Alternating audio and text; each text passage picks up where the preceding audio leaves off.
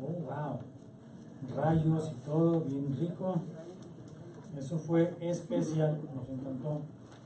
Y bueno, tenemos cosas nuevas este día. Soy Eduardo Mesa, pastor de esta congregación, y aquí lo que hacemos, personas nuevas que nos visitan el día de hoy, es estudiar toda la Biblia, toda la palabra de Dios, libro por libro, capítulo por capítulo y verso por verso. Y el día de hoy estamos comenzando un nuevo estudio. Vamos a estudiar la primera carta de Juan, allí en el Nuevo Testamento, casi al final de sus Biblias está esta carta. Vamos a estudiarla. La semana pasada concluimos con el Evangelio según San Juan. Nada más nos tomó 33 meses terminarlo, ¿verdad? Pero hey, estuvo bien, ¿a poco no? Estudiamos con cierta profundidad el Evangelio según San Juan, fuimos detallistas, esperamos haber tomado todo lo que el Señor nos dijo que tomáramos. Siempre hay mucho más por qué regresar y volver a escarbar y estudiar, porque cuanto más estudiemos, más encontramos. No tiene fin, pero es bien hermoso poder estudiarlo. En el Evangelio según San Juan, nada más hacer un brevario así de todo lo que vimos por 33 meses. Fue importante porque sienta las bases de nuestra fe. ¿Qué es lo que creemos como cristianos? Si somos cristianos en algo, tenemos que tener una fe puesta en alguien, para ser exactos, y es en Jesucristo. Durante este estudio de 33 meses, y que usted puede leer tal vez en un solo día todo el Evangelio según San Juan, fácilmente lo puede leer, puede darse cuenta de varias cosas interesantes. La primera de ellas es que habla acerca de quién es Jesucristo. ¿Quién es Jesucristo? ¿Cuál es su carácter? Hablamos de él, de lo que es su carácter, su moral, su misericordia, la gracia, justicia y amor por todos nosotros. Al mismo tiempo estudiamos acerca del carácter moral de Dios Padre. Dios Padre es justo y es amoroso, ¿verdad? Su justicia es satisfecha por el sacrificio de su Hijo amado Jesucristo, quien Él propició con placer para que muriera en lugar de nuestros pecados, por nuestros pecados, en lugar de nosotros por nuestros pecados, quiero decir, para satisfacer su justicia y reconciliarnos con Él por medio del sacrificio de Jesucristo. También estudiamos acerca de la triple labor del Espíritu Santo en nuestras vidas. Igualmente, vimos que el Espíritu Santo no es una fuerza cósmica, como dicen por ahí, sino que es una persona de la Trinidad, uno de los miembros que siempre ha existido. Dios es Padre, Hijo y Espíritu Santo coexistiendo en amor por toda la eternidad. Y entonces tenemos que finalmente estudiamos el sacrificio, muerte y resurrección de Cristo y la evidencia que ellos tenemos en la palabra de Dios y fuera de ello. Y comprendimos que todos los que hemos sido salvos tenemos también algo que hacer, un trabajo, un llamado que atender y una vocación que realizar. Pero ahora, mis hermanos y hermanas, vamos a ir a estudiar más allá. Ya conocimos a Cristo, ya sabemos quién es, tenemos toda la evidencia, tomamos una decisión y decidimos seguirlo. O creímos, lo recibimos, somos salvos, ya vimos que teníamos que trabajar, pero en la vida diaria del cristiano, ¿qué pasa con nosotros? ¿Cómo vivimos esta vida? Así que, mis hermanos y hermanas, vamos a la vida del cristiano de todos los días. El que al intentar vivir de acuerdo a ese llamado y la vocación con que el Señor nos llamó, es confrontado todos los días con diversas situaciones y cuestionamientos antagónicos que intentan confundirle y desanimarlo acerca del cristianismo, incluso a dudar de su propia salvación. Hay personas que todos los días llaman en esta estación de radio y preguntan: ¿cómo sé si no he perdido mi salvación? ¿Se puede perder la salvación? Es una pregunta interesante que la gente hace, pero la hacemos porque no tenemos el conocimiento. Porque si sabemos lo que dice la palabra de Dios, el cristiano no debería tener ninguna duda acerca de a dónde va. El destino es claro, está firme en la palabra de Dios, y no tenemos que pensar ni siquiera cómo nos sentimos para saber si vamos a ir ahí. Simplemente nos acercamos a la palabra de Dios, que es la que nos dice claramente que no podemos perder nuestra salvación. Comencemos entonces el día de hoy la introducción con el primer capítulo, de toda esta carta, la primera carta de Juan, una carta que probablemente no haya sido escrita originalmente como una carta, como los demás que escribió Pablo, por ejemplo. Se da cuenta, una carta, cuando usted escribe una carta, igual que en esa época, la gente ponía quién era el remitente, quién escribió la carta, ¿verdad? Escribimos el tema y escribimos a quién. ¿Para quién es la carta? El destinatario. Esta carta, primera carta de Juan, segunda de Juan y tercera, no tienen ni remitente ni destinatario, lo cual hace algo sumamente interesante. Parece más bien que es el resultado de un sermón que fue escrito y transmitido a la iglesia, como las notas que les damos aquí también, que usted puede tomar al final del servicio, donde está el sermón escrito, todo el mensaje de lo que estoy hablando está escrito ahí. De esa misma manera, este sermón llegó a nosotros hasta nuestros días en la palabra de Dios. Es un sermón, por lo tanto, que escribió el apóstol Juan a la iglesia de finales del primer siglo de nuestra era. Vamos a comenzar entonces por leer la introducción que el autor de la carta está haciendo acerca del mensaje principal de lo que quiere tratar, y vamos a estudiarlo inmediatamente después y vamos a intentar comprender el porqué de ello. Entonces acompáñeme por favor a leer primera carta de Juan, capítulo 1, versos 1 al 3. Amén. Amén. Lo que era desde el principio, lo que hemos oído, lo que hemos visto con nuestros ojos, lo que hemos contemplado y palparon nuestras manos tocante al verbo de vida, porque la vida fue manifestada y la hemos visto, y testificamos y os anunciamos la vida eterna, la cual estaba con el Padre y se nos manifestó. Lo que hemos visto y oído, eso os anunciamos para que también vosotros tengáis comunión con nosotros. Y nuestra comunión verdaderamente es con el Padre y con el Hijo Jesucristo. Y el que tenga oídos para oír, que escuche lo que en esta mañana el Espíritu habla a la iglesia. Señor, te damos gracias, Padre hermoso, por la palabra que nos quieres enseñar en este día. Te damos gracias, Señor, porque tu Espíritu Santo que está en nosotros nos puede dar entendimiento de ello.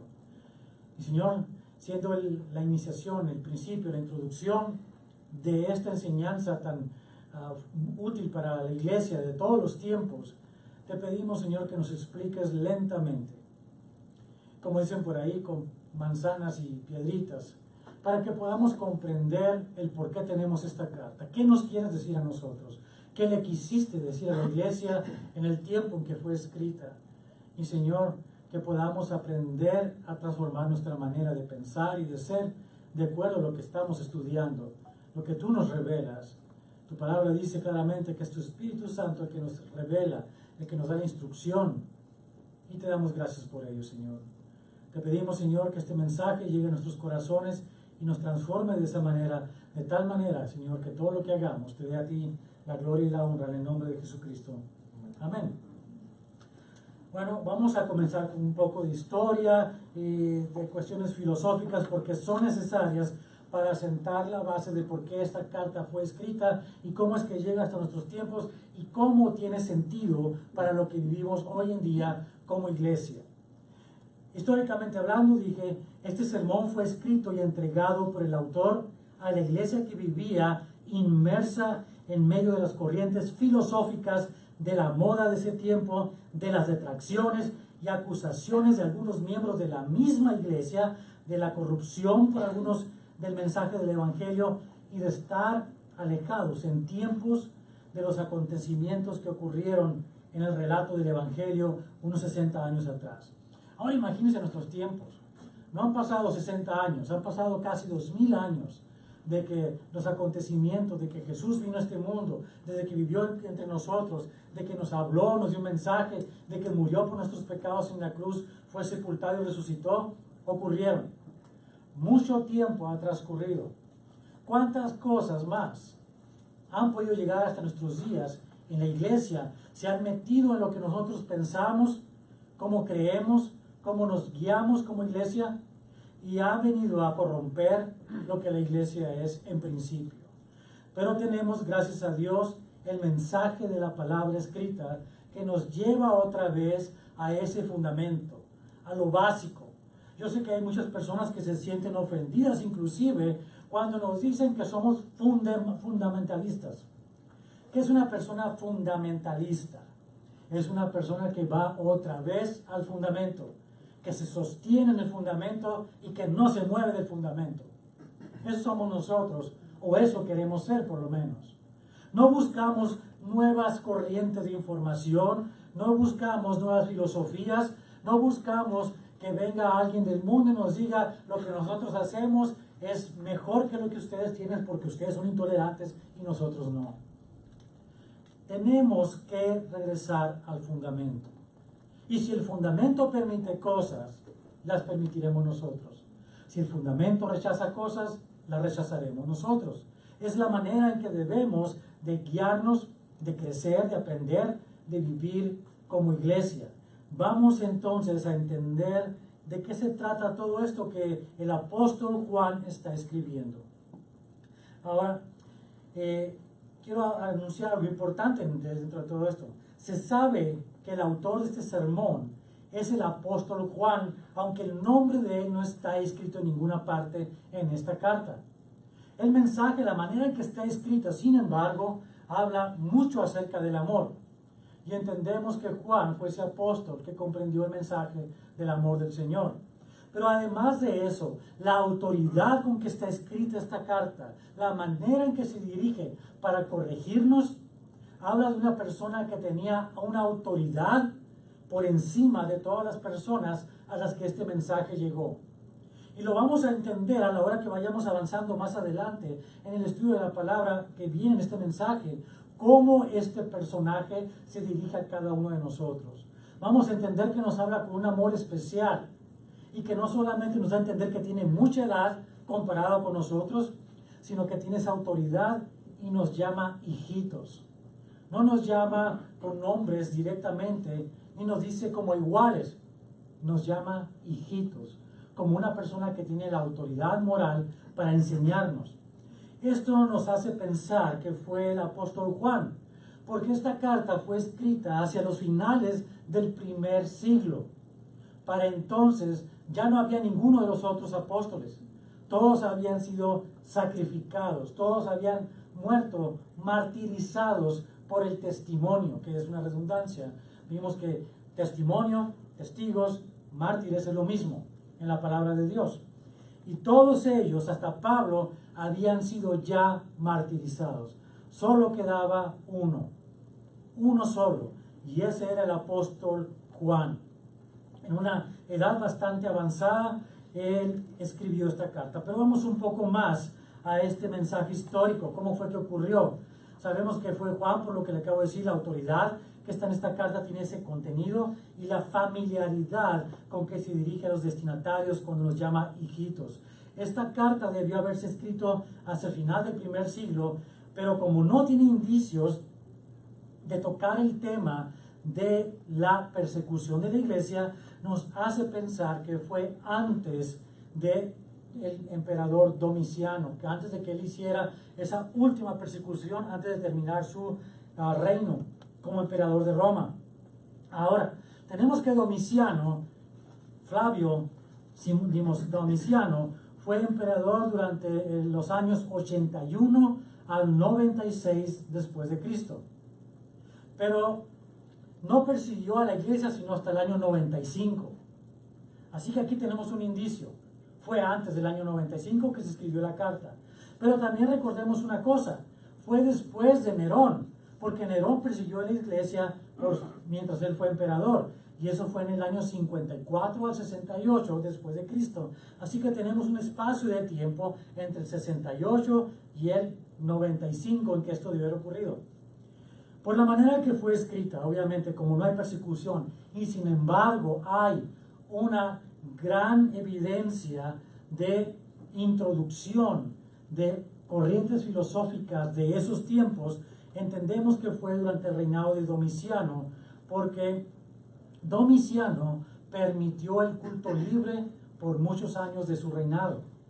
Él permitió que los egipcios adoraran a sus dioses, que los griegos hicieran lo mismo, que los romanos también, que los judíos practicaran el judaísmo y los cristianos el cristianismo, por lo menos al principio de su gobierno. Claramente cobraba altos impuestos a los judíos y a los cristianos por creer. ¿verdad? Pero esto permitió que no solamente el cristianismo tuviera cierta paz, se pudiera establecer en las iglesias, sino que también permitió que personas con una manera diferente de pensar, con corrientes filosóficas de muchas partes, también llegara a la iglesia y si quisiera ser parte de la iglesia y trajera sus ideas del mundo. Eso es lo que estaba ocurriendo en esa época. Domiciano fue el emperador que a principios del año 96 envió a Juan el apóstol a ese exilio a la isla de Patmos, donde el apóstol Juan recibió la revelación, el libro de Apocalipsis que tenemos hoy en nuestro día. El tiempo en que este sermón fue escrito, en ese tiempo había una aparente libertad religiosa en el Imperio Romano. De acuerdo a los historiadores, se toleraba el culto a las deidades egipcias, grecas e incluso el judaísmo y el cristianismo. Sin embargo, hacia el final de ese reinado de Tito Flavio Domiciano, como era su nombre, las cosas cambiaron radicalmente, puesto que la tolerancia se limitó a reconocer por encima de todas las religiones y deidades al propio emperador Domiciano como el único Dios. Ahí está la situación, ¿verdad? Llega el momento en que el emperador dice, yo soy Dios, no hay más Dios. Y empieza a perseguir a todas las demás corrientes filosóficas y las corrientes de religión. Sin embargo, el ambiente secular y religioso que se combinaban en ese tiempo, en el tiempo en que la iglesia tenía esa libertad, se combinaba con matices de un gran crisol de ideas filosóficas y teológicas. En el cristianismo, por ejemplo, los gnósticos estaban ganando terreno y estaban contaminando el mensaje del evangelio. Y esto así cuando lo leo y me acuerdo de lo que está ocurriendo, para aquellos que son de mi generación, era como ver el anuncio al principio de las guerras de la galaxia, ¿se acuerdan? Cómo empiezan las letritas a aparecer, y en el emperador, y empezó la historia, lo que pasaba, y así nos llega hasta nosotros. El cristianismo aparentemente estaba en paz, eran tiempos de paz, la iglesia estaba estable. Pero una nueva amenaza llega a la iglesia. Personas se infiltran a la iglesia y traen un mensaje diferente desde el evangelio. Algo que ocurrió hace tantos años y algo que sigue ocurriendo hoy en día. ¿Se da cuenta de ello? Fue esta contaminación la que empezó a apoderarse de la ideología de los cristianos del final del siglo I. Y la iglesia estaba empezando a cambiar sus fundamentos teológicos básicos por la influencia de estas corrientes filosóficas del mundo. Juan, el apóstol del amor, era para ese entonces el único sobreviviente de los 11. Incluso Pablo había ya sido sacrificado varios años atrás.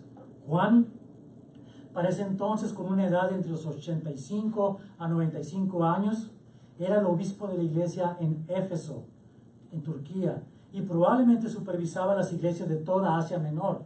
¿Como cuáles iglesias? Las que están escritas en Apocalipsis, las 7 iglesias, de la cual Éfeso era una de ellas.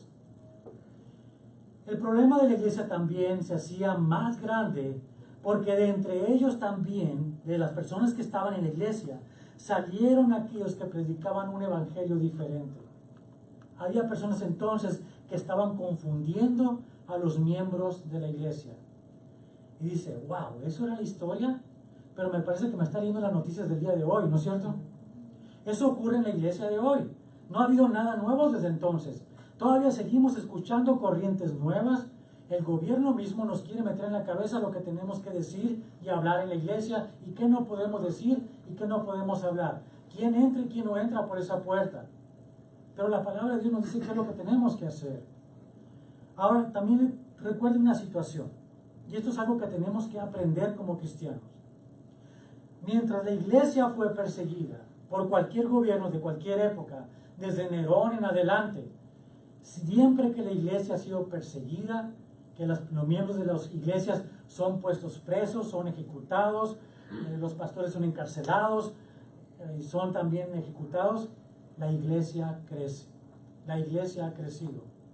Pero en aquellos lugares donde la iglesia tiene permiso para actuar en libertad junto con cualquier religión y tienen el permiso de hacer y crecer como ellos quieran, la iglesia tiende a desaparecer. Y estas son estadísticas reales. Si tenemos libertad aquí en Estados Unidos para predicar la palabra de Dios todavía, la iglesia está muriendo. Porque esa libertad se ve contaminada. La gente lo ve como, es la iglesia, es lo que hacemos los domingos. No pasa nada extraordinario. Realmente que hay de extraordinario, piensan todos. Dicen, es otro domingo más. Si voy o no voy, se va a enseñar algo ahí. Si estoy ahí, qué bueno, puedo aprenderlo. Si estoy despierto durante el sermón, aprendí. Si estoy dormido, bueno, cuando el Espíritu me despierte, habré despertado. Pero, ¿qué hay de esto? ¿Qué hay de los lugares donde las iglesias son perseguidas? La gente tiene un hambre por ir a buscarlo. Como sea. Si es un lugar prohibido, buscan meterse donde sea, en la cueva que sea, donde vayan a encontrar la palabra de Dios, se reúnan con los hermanos y aprenden y comunican el mensaje. Salen emocionados a comunicarlo aún a escondidas, pero lo comunican. La iglesia que está creciendo hoy en día, la que más crece, es en esos lugares del mundo donde la iglesia es más perseguida.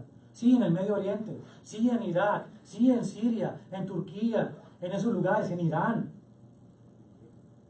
Y en todos esos lugares la iglesia crece todos los días porque la gente recibe revelación y la gente tiene hambre por el Evangelio. Pero aquí donde las cosas se nos dan así, la gente dice, es otro servicio más. No pasa nada. Es igual que ir a ver el béisbol. Lo que ocurra primero. Béisbol, iglesia. Fútbol, iglesia. Lo que ocurra primero. Nada más. La iglesia, mientras tenga libertad de ser iglesia en cualquier país, está condenada a desaparecer por la apatía de los miembros de la iglesia. Y esto que estaba viviendo la iglesia del primer siglo era algo similar. Dejaban que cualquier corriente entrara a la iglesia. Cualquier persona que venga por esa puerta podía decir, termina el mensaje y dice, pastor, tengo que hablar con usted. Traigo unas ideas fabulosas para que su iglesia crezca. ¿Por qué no hacemos esto, aquello, hacemos, vamos a tal parte? Y empiezan con ideas y traen sus ideas. Es que yo vi cómo otra iglesia creció. Esa es otra iglesia. Esos son otros pastores. Cada iglesia tiene un llamado en especial. Y estas puertas y estas paredes son cubiertas por el mensaje que Dios quiere que nosotros entreguemos desde la palabra de Dios. Así que no vamos a traer ideas de ningún lado a este lugar. Queremos mantenernos en el fundamento. Y si nos quieren tachar de fundamentalistas como si fuera una ofensa, le doy las gracias porque es un gran elogio para esta iglesia. Amén. Le doy gracias porque realmente es donde deberíamos querer estar todos y no apartarnos del fundamento. La iglesia estaba sufriendo.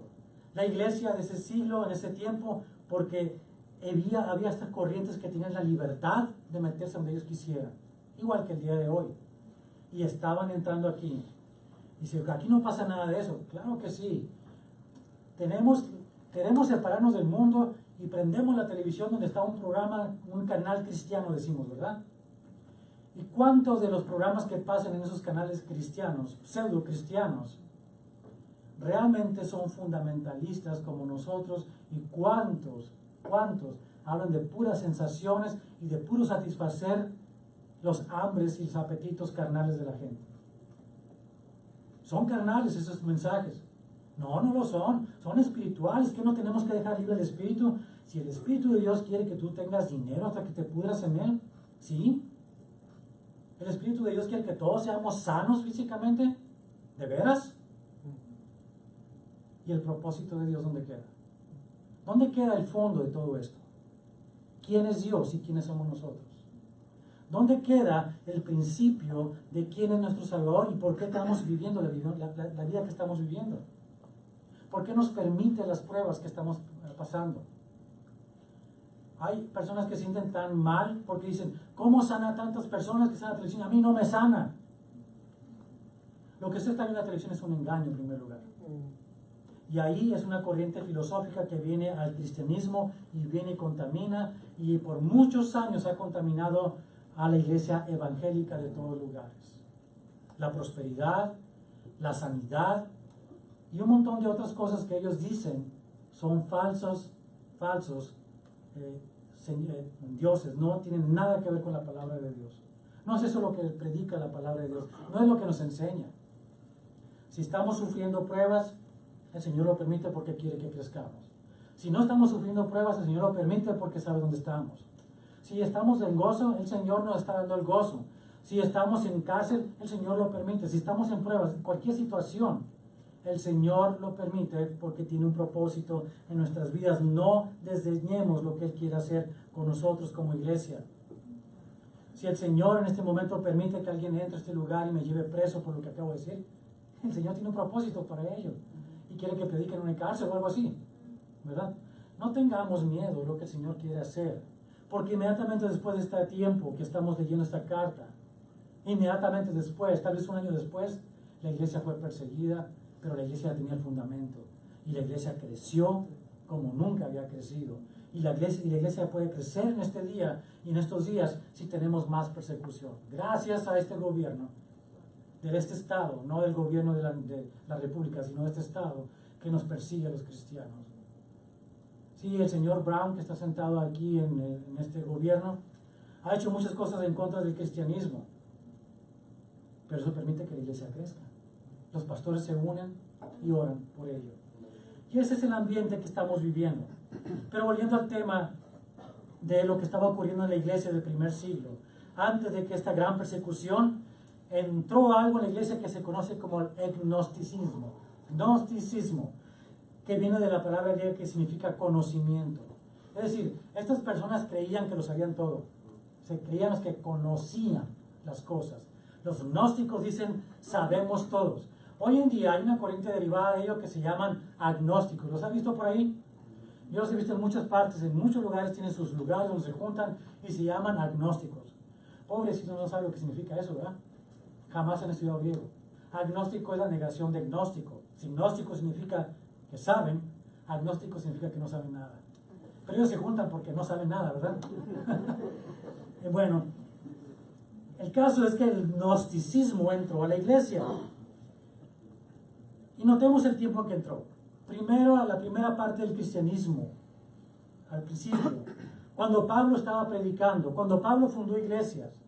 Pablo desarrolló la iglesia por toda Asia Menor y llegó a Grecia inclusive, y Pablo predicó el evangelio.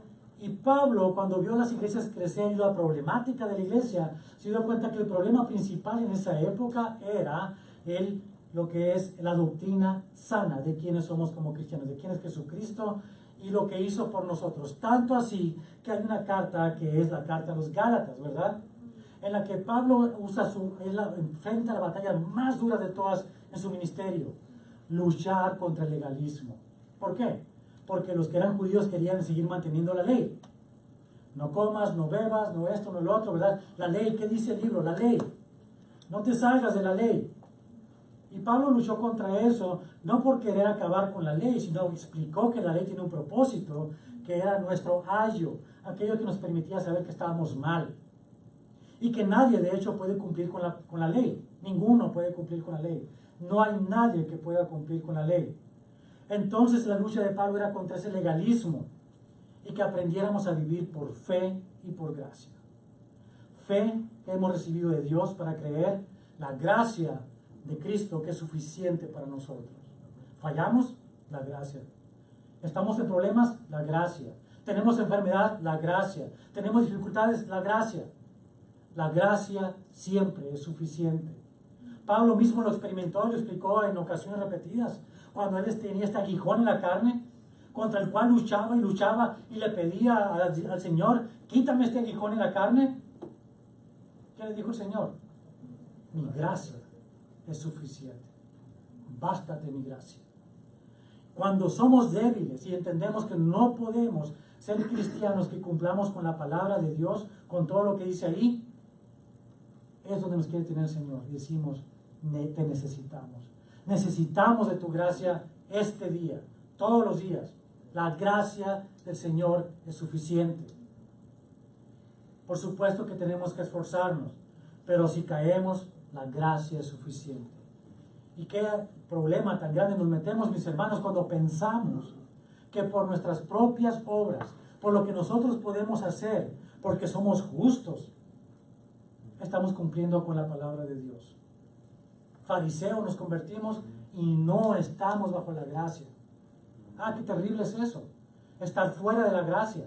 Es decir, es que yo no peco, tú sí pecas. Estás fuera de la gracia y esa persona está dentro de la gracia. Es donde Dios quiere que estemos, bajo la gracia.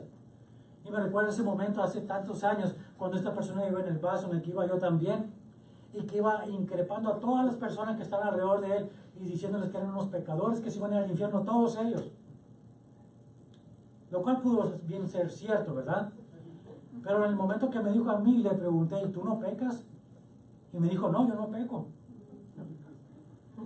Wow, yo no peco. Yo no peco. Ay del cristiano que piensa que no peca, porque es el peor de los pecados. El no reconocer que necesitamos de la gracia de Dios es el peor de los pecados. Ahora, el gnosticismo estaba entrando en la iglesia y era una nueva batalla. Una batalla como la de que hay hoy en día. ¿Qué es el gnosticismo, por cierto? Bueno, es una corriente filosófica griega que llegó y permeó la iglesia en esa época y que fue en principio creada por el pensamiento filosófico de aquellos grandes filósofos de la época clásica de los griegos, como Platón y Sena. Estos habían hablado extensamente acerca de quién es el ser humano y cómo se relaciona con los demás. Y habían encontrado que el hombre es dual, la teoría de la dualidad. El hombre es carne y el hombre es espíritu. El espíritu es inmortal, el espíritu es bueno, el espíritu es sublime. Pero la carne es corrupta. La carne siempre está en pecado, siempre hace lo malo, no hay nada de bueno en ella. Y si recuerda la palabra de Dios, tiene sentido. ¿No dijo Isaías que todo lo que hacemos, nuestras mejores obras, son como trapos de inmundicia? ¿No dijo Pablo en Carta a los Romanos que por cuanto todos pecaron, todos, estamos destituidos de la gloria de Dios? Por supuesto. Eso es lo que parece que Platón y Sena están diciendo. Tiene sentido. Hay que invitarlos a la iglesia que se sienten aquí y a lo mejor nos comparten algo ellos también. Pero después de eso también entendemos lo siguiente. El problema no es que hayan llegado a pensar que lo espiritual trasciende y que lo carnal es corrupción. Eso no es el problema. El problema es que aquí surgieron dos corrientes filosóficas bien definidas para cuando el Evangelio se había compartido por el mundo en esa época. Y eran las corrientes filosóficas de los estoicos y los epicúreos. Por un lado, los estoicos decían, tenemos que abstenernos de todo apetito de la carne para poder vivir en el espíritu. Todo apetito. Así que hasta de comer, porque todo motivaba la carne. Cualquier cosa que estimulara tu carne era prohibida para ellos. De manera que se empezaron a encerrar en su propio mundo, se aislaron de todo el mundo, decían, no como, no bebo, no duermo, lo que sea, cualquier placer. Todos los placeres eran prohibidos. Nada que pudiera satisfacer nuestros apetitos de la carne. Por otro lado, eran los estoicos. Por otro lado, los epicúreos, ellos decían, para que podamos llegar a un estado espiritual verdaderamente, primero tenemos que hartarnos de todo lo carnal. Y lo que hacían es darle rienda a todo. Todo lo que puedas hacer, hazlo. Todo pecado, toda situación. Come hasta que revientes. Bebe hasta que ya no puedas más. Todo. Para que cuando te hartes, ya no tengas necesidad de ello y puedas ser espiritual. ¿Se da cuenta? Las dos corrientes. El problema es que esto llegó a la iglesia. El problema es que ha permeado hasta hoy en día, inclusive la iglesia. Y permeó por muchos años. En los primeros siglos, al final del segundo siglo, hubo un, vamos a llamar, monje casado. En esa época todavía se casaban los que eran monjes y tenían familias. Pero al estudiar en la palabra de Dios entendió, porque no leyó toda la palabra de Dios, obviamente, que el pecado es malo y que mientras nosotros practicamos el pecado estamos separados de Dios. Nunca se puso a ver de la gracia porque no existía para él. Y lo dijo, me tengo que apartar del mundo. Y así comenzó la corriente de los escetas en la iglesia. Los escetas en la iglesia lo que hacían era apartarse de todo. Y este hombre mandó erigir allá en Egipto, donde vivía, una columna de mármol bastante alta, a donde fue puesto él arriba y trató de apartarse de todo el mundo.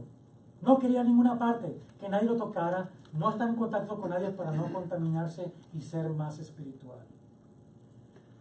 No les sorprenda que por eso después se hicieron los monasterios, los conventos, donde la gente se separaba para tener espiritualidad, separados del mundo, ser muy espirituales. Pero eso no es lo que enseña la palabra de Dios. Y eso es lo que hicieron por muchos años, todavía hasta muy recientemente. Porque pensaban que la carne tiene que morir, quisieron apartarse de todos lados y no entendieron lo que Pablo escribió en sus cartas acerca de la lucha eterna entre la carne y el espíritu. Es una lucha diaria, pero es una lucha que tenemos que vivir hasta el último día de nuestras vidas. Es una lucha en la que perdemos casi todos los días o todos los días, pero la gracia de Dios es suficiente. Es una lucha que tenemos contra nosotros. Si no fuera lucha, no sería lo que el Señor nos mandó a hacer. El mensaje del Evangelio es contra cultura y contra nosotros, pero nos vivifica si aprendemos a perder y a morir. El Señor completará la obra, como bien decíamos, y Él lo hará. Pero esas corrientes empezaron a entrar a la iglesia y empezaron a dividir a la iglesia en estos pensamientos. Y empezaron a permear de manera que la gente ya no sabía qué hacer. Unos querían pecar completamente, abiertamente, para poder apartarse del pecado y ser espirituales. Otros dijeron, no nos toquemos con nada de ellos, no nos mezclemos, no vaya a ser que nos contaminemos si estamos en pecado. Inclusive llegaron a pensar, y por muchos años se ha pensado, y piensan todavía muchas personas, cristianos supuestamente maduros, que la salvación se puede perder. Y no interpretan bien la palabra de Dios. Ahí dice en Apocalipsis que va a borrar nuestros nombres. No dice eso. Lo que dice claramente es que no va a borrar nuestros nombres. Es una afirmación de lo que el Señor va a hacer. No voy a borrar sus nombres. No lo va a hacer. Escuché esto de una persona que decía, es que tuve un sueño, una visión, y lo parece que en un canal de televisión cristiano en español, este pseudo pastor de una iglesia en Centroamérica, dijo que tuvo esta visión de que vio a Jesús borrando los nombres de las personas de la iglesia del libro de la vida. ¿A qué hora vamos a estudiar la palabra de Dios? ¿A qué hora vamos a entender lo que dice la Biblia y basarnos solamente en el fundamento? La carta que estamos por empezar a estudiar el día de hoy tiene como objetivo enseñarnos estas cosas. Tiene como objetivo darnos seguridad. Tiene como objetivos separar lo bueno de lo malo. Tiene como objetivo que nos mantengamos en el fundamento de lo que es importante. Encima de esto, y seguramente de mucho más peso, el gnosticismo llevó a la iglesia a pensar de esta manera, de por estas corrientes filosóficas, que si la carne por naturaleza es mala, Jesús no pudo haber sido encarnado en hombre, puesto que sería malo en su naturaleza. ¿Se da cuenta? Es ahí donde está el punto, el gran error. Es la misma manera que Satanás viene todos los días y nos dice, ¿con que Dios dijo esto? De la misma manera. Porque hasta el momento de pensar en lo que dijo Platón y Séneca y estos hombres, sí, la carne es mala. ¿Está de acuerdo con Isaías? ¿Está de acuerdo con Romanos? Ha de ser buena la filosofía de ellos. ¿Por qué no los invitamos aquí? Por una sencilla razón. Porque Jesús fue un hombre en carne, ¿verdad? Y sin embargo no pecó. Entonces ahí es donde choca el pensamiento filosófico del hombre. Ellos suponían que Jesús, por lo tanto, como era un hombre, como no podía ser entonces Dios, o que Jesús nunca vino en la carne, sino que era un espíritu. El Jesús que vieron los discípulos, pensaban ellos, era un espíritu, nada más, un espíritu, no era físico. Como este problema era el principal, desde la cual todos los demás problemas surgen, Juan comienza por asegurarnos a nosotros, la iglesia, la realidad de Jesucristo encarnado. Otra vez leamos el verso número 1 en Juan 1, primer carta de Juan capítulo 1. Dice, lo que era desde el principio, lo que hemos oído, lo que hemos visto con nuestros ojos, lo que hemos contemplado y palparon nuestras manos tocante el verbo de vida. Juan está hablando en tercera persona, aunque era el último sobreviviente de los apóstoles, estaba incluyendo el testimonio de todos los apóstoles. ¿Por qué? Porque ellos murieron por ese testimonio. Ellos dieron su vida por lo que era verdadero. ¿Por qué? Porque vieron a Jesús vivo. Ellos convivieron con Él por 3 años y medio. Lo vieron morir en la cruz. Lo vieron sepultado. Lo vieron resucitado y cómo fue levantado al cielo. Entonces, cuando Juan está hablando en tercera persona, le está diciendo a la iglesia, esto es la verdad. Por esto murieron estos hombres, porque Jesús vino en la carne. Lo vimos con nuestros ojos, lo escuchamos con nuestros oídos, lo contemplamos y lo tocamos con nuestras manos. La realidad de Jesús vivo entre nosotros.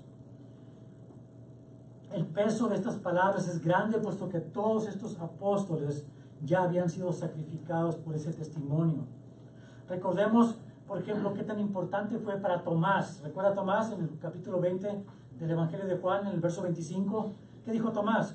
Si no viere en sus manos la señal de los clavos, y metiere mi dedo en el lugar de los clavos, y metiere mi mano en su costado, no creeré.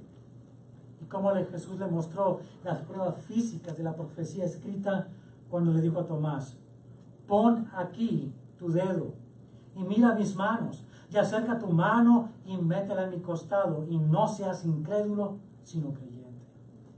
Además, también están las palabras que Jesús le dijo a los apóstoles cuando los vio, y que están escritas en Lucas capítulo 24, verso 39.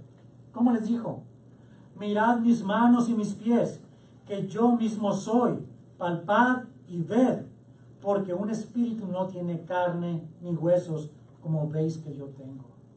La evidencia estaba ahí. La evidencia sigue estando delante de nosotros. Jesús vino en la carne. Ese es un fundamento principal de nuestra fe. Y aquí es donde chocamos con otras corrientes nuevas que quieren permear la iglesia. Hay corrientes que dicen, Jesús no resucitó de los muertos corpóreamente. Testigos de Jehová aseguran eso. Lo que acabamos de leer es bien claro. ¿No fue Tomás el que lo tocó? ¿No fue Jesús mismo el que comió con ellos y les dijo, aquí estoy, tóquenme, soy carne, soy hueso, como con ustedes?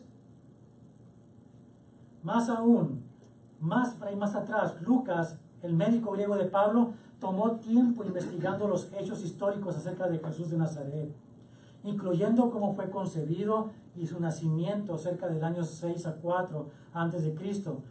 Vamos a leer el marco histórico que él puso y que nos hace entender que Jesús fue un personaje histórico que nació como todos nosotros, bebés, un día. Y viene Lucas capítulo 2, versos 1 al 7. Aconteció en aquellos días que se promulgó un edicto de parte de Augusto César, que todo el mundo fuese empadronado.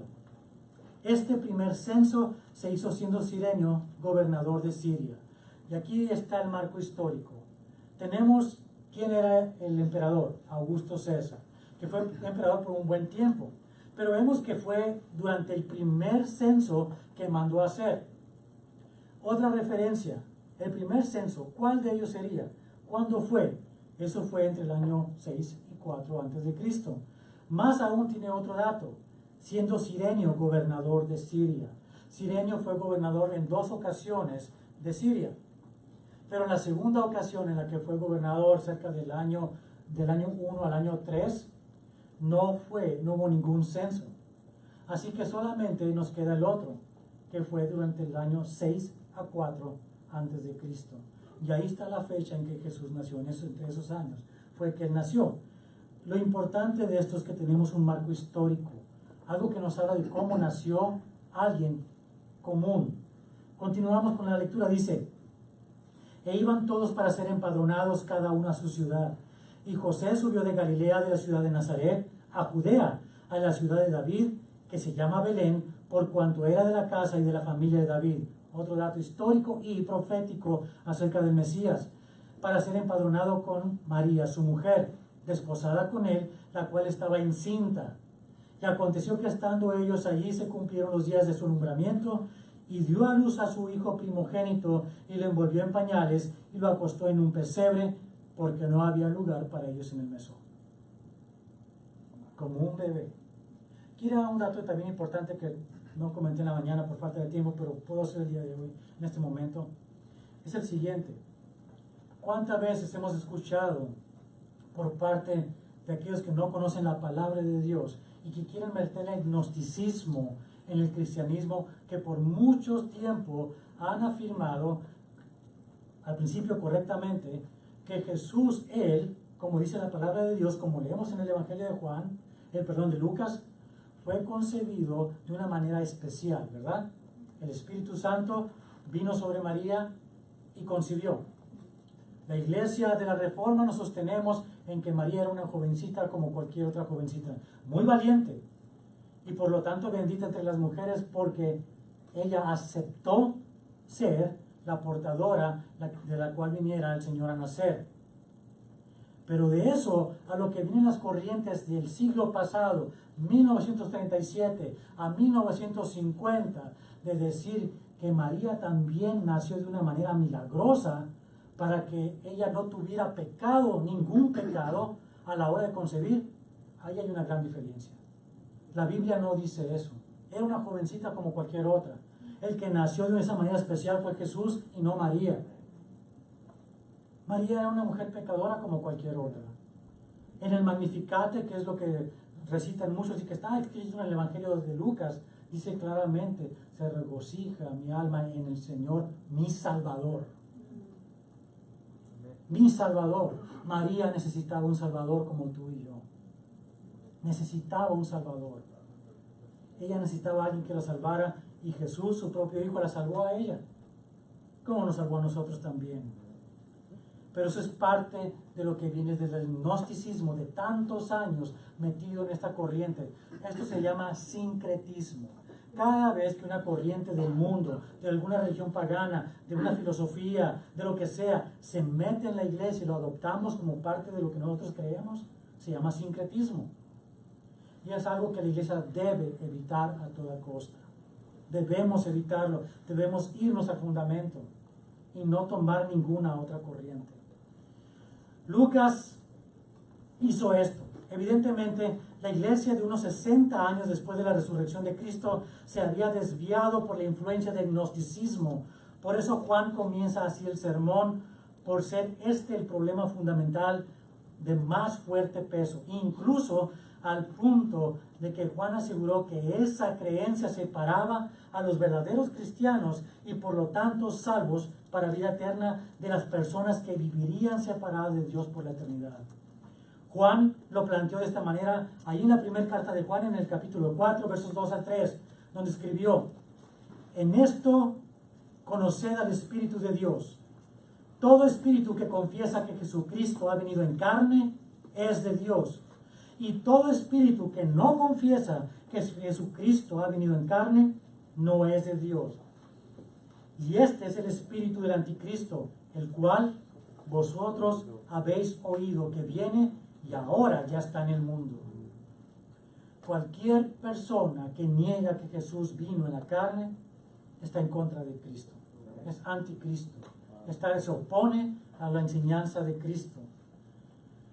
Primera carta de Juan, capítulo 1, verso 2. Leamos, ya casi terminamos esto. Dice: porque la vida fue manifestada y la vemos y la hemos visto y testificamos y os anunciamos la vida eterna, la cual estaba con el Padre y se nos manifestó. Juan está ratificando una cosa importante. Es cierto, Jesús vino en la carne, ¿verdad? Fue un personaje histórico, nació como cualquier otro humano, pues vivió en la tierra, convivió con ellos, pero no era simplemente un hombre como cualquier otro hombre. Jesús es Dios, dice Juan, porque la vida fue manifestada y la hemos visto y testificamos y os anunciamos la vida eterna, la cual estaba con el Padre y se nos manifestó. Lo que está diciéndonos Juan es esto: no hay vida a menos que el Creador la haya creado. Y ese Creador vino a nosotros, se manifestó en la carne y estuvo con nosotros. Jesucristo es Dios eterno, autor de vida, uno con el Padre y con el Espíritu Santo.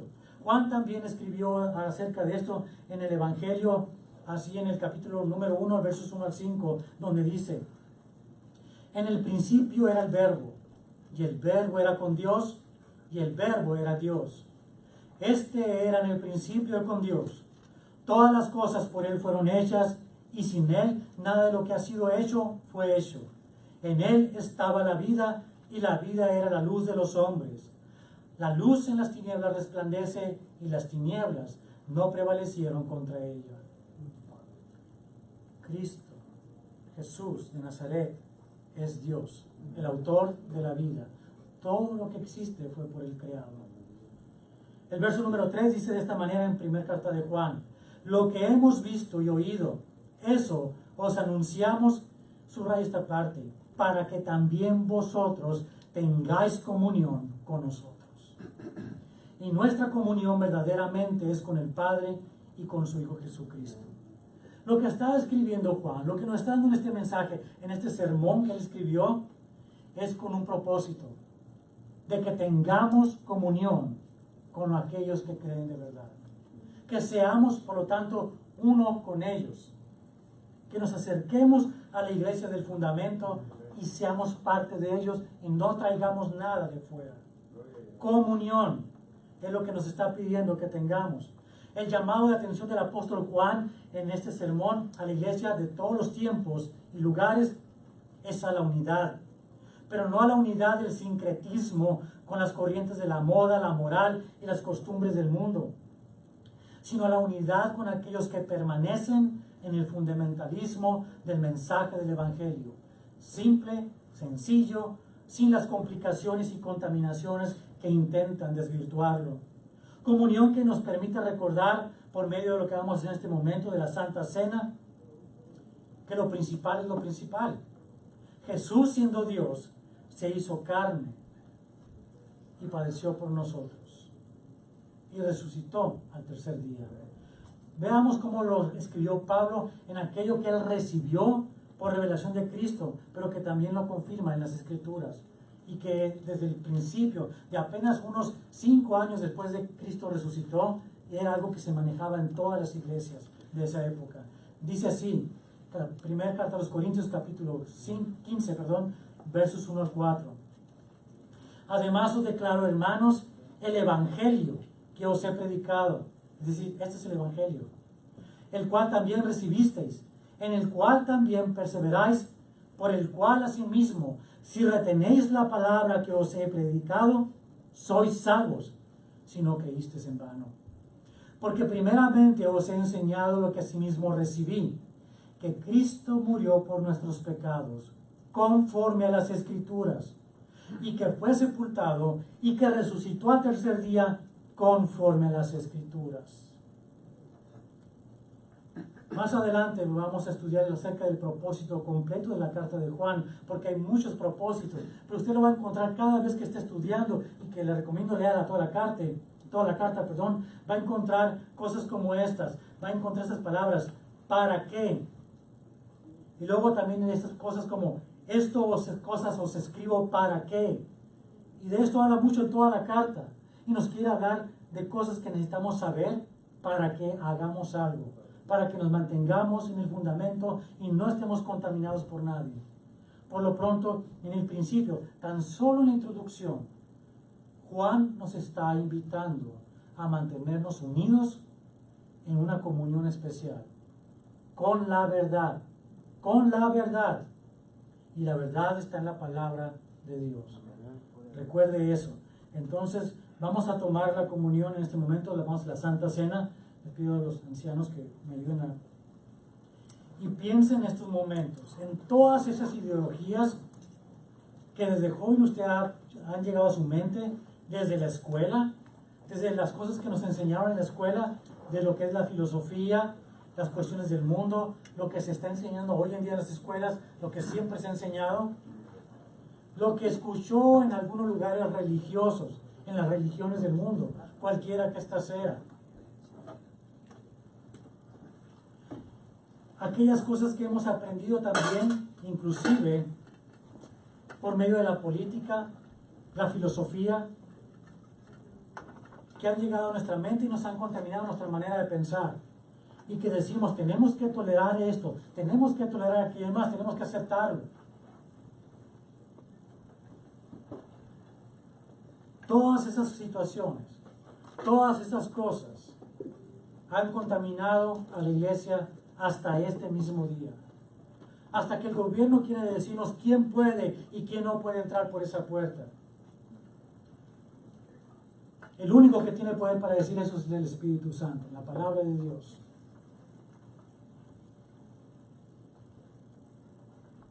Así que no importa lo que digan los gobiernos, no importa lo que diga la sociedad, no importa lo que diga la gente, eres un intolerante, soy un intolerante.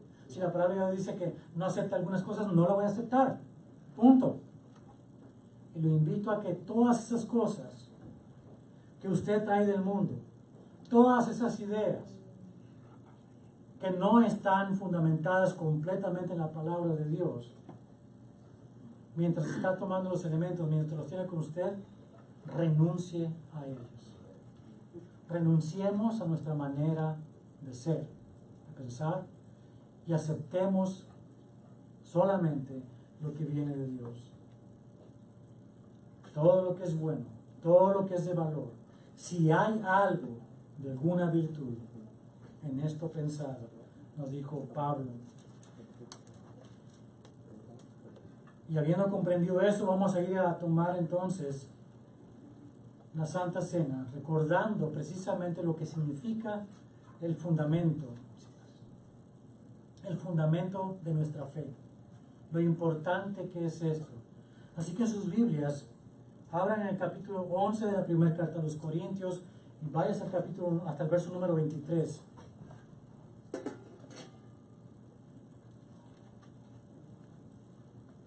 Y recordemos que el Señor hizo esto con sus discípulos y que cada que lo recordamos lo estamos haciendo con Él otra vez. Y que el Señor, cuando nos dio los elementos, cuando se los dio a ellos, los compartió con ellos, hizo algo sumamente íntimo. Es la relación más íntima entre amigos. Amigos de corazón a corazón.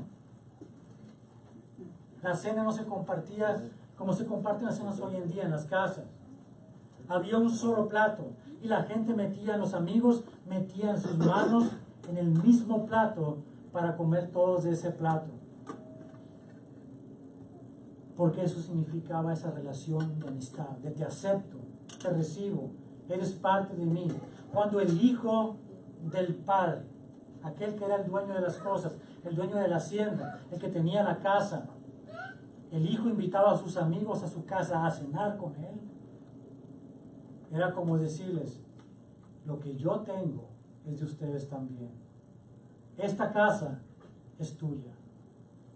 Eso es lo que significa una relación en la que el que está ofreciendo la cena entrega todo para aquellos que están con él, por amor, el amor más íntimo.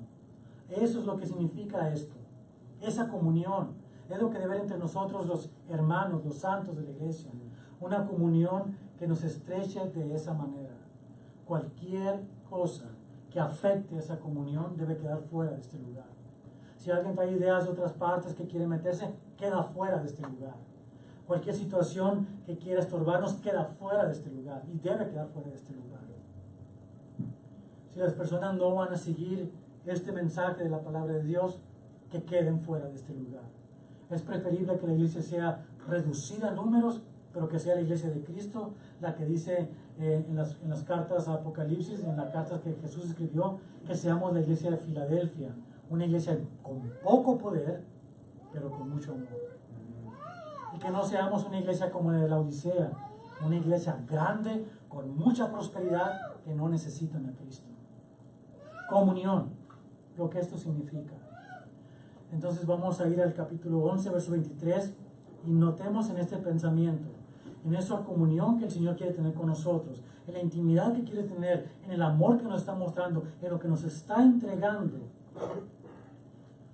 Hace un pacto con nosotros a través de esto que estamos hoy recordando, y lo hace de esta manera.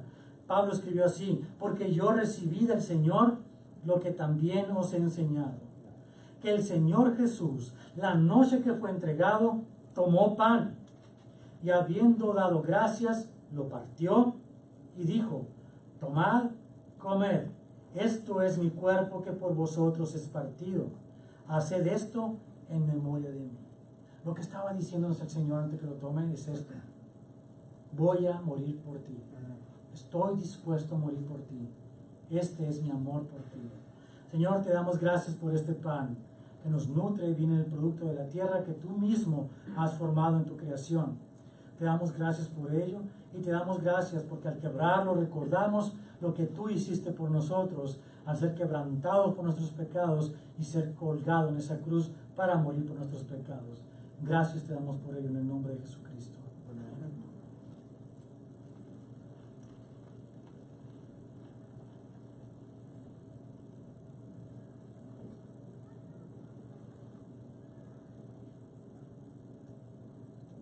Asimismo,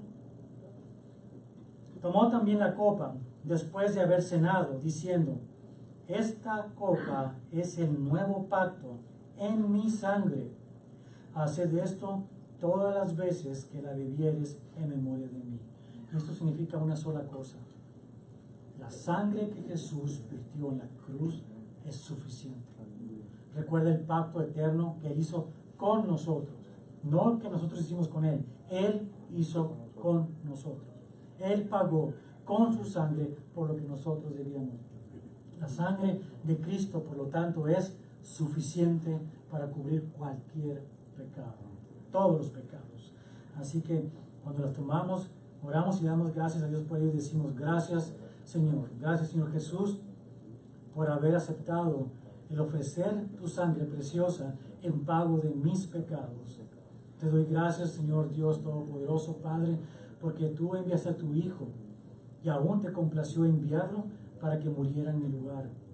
Gracias porque el precio de la sangre es suficiente para comprarme no solamente a mí, sino a todos aquellos que creen en tu nombre.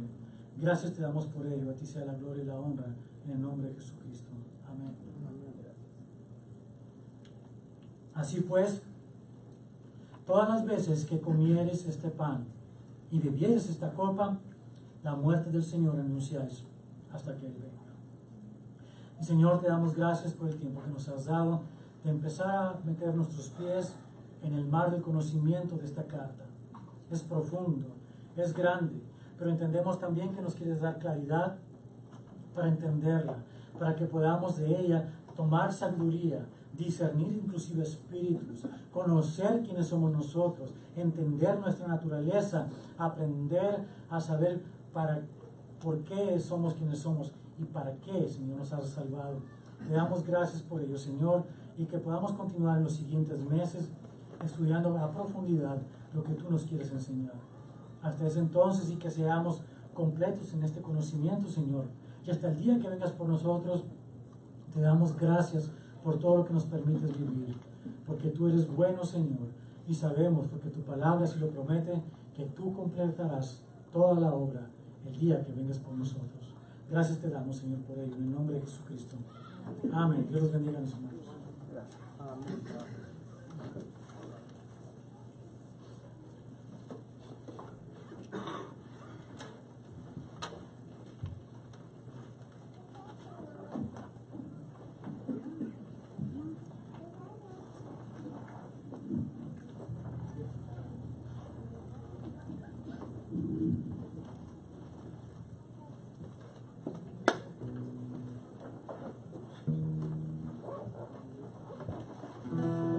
Entonces, ¿por qué no se pone de pie una vez más? Vamos a terminar alabando a nuestro Señor. ¿Cuántos se gozan en su palabra? El Señor nos habla de una o de otra manera y Él es el que nos abre nuestros ojos. Amén.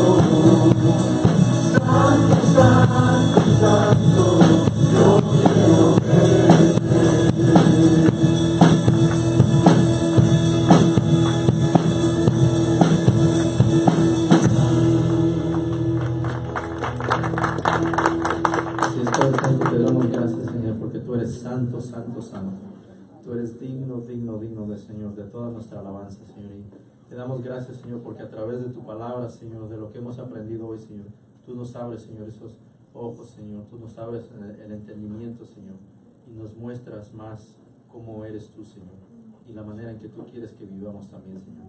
Gracias te damos, mi Dios, en nombre de tu Hijo Jesús. Amén. Amén. Bueno, que pase una feliz tarde y nos vemos el miércoles a las 7.